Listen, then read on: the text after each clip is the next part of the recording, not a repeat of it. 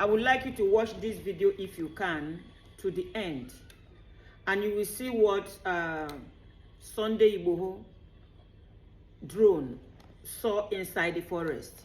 I want you to watch it. I don't want to cut this video. That's why I dyed the voice. That's why I dyed the voice. I want you to watch, keep watching it to the end, and you see what they discovered inside the forest. Where in the world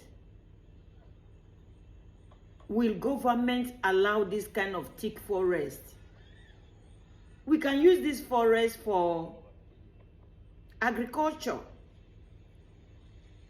It will have conservation. Instead of that conservation, people will be employed to be working there. Nigerians, are you people seeing what I'm seeing? This is one part to just one part in Kwara, one part of the forest in Kwara.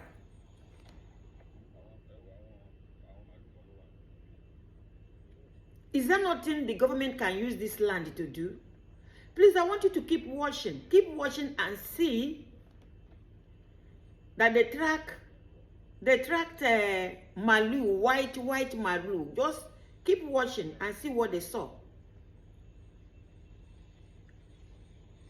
Animals and those that are handling the animals are living comfortably inside there. Keep watching.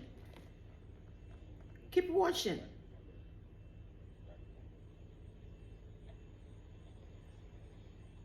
This is a size, this forest is like a size of maybe Norway, Denmark. You see, this is the problem. And when we come out here to talk about it, some people will say, oh, you are against the Igbos, you are against the Yorubas, you are against the Hausas, you are against the North.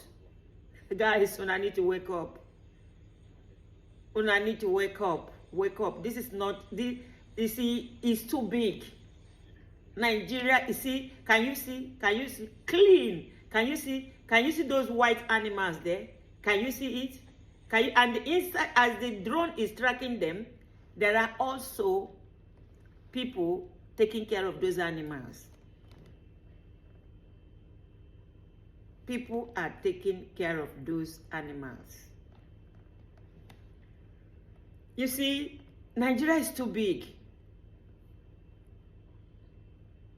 And that is the reason why governance did not touch some people. Some people don't know what governance is.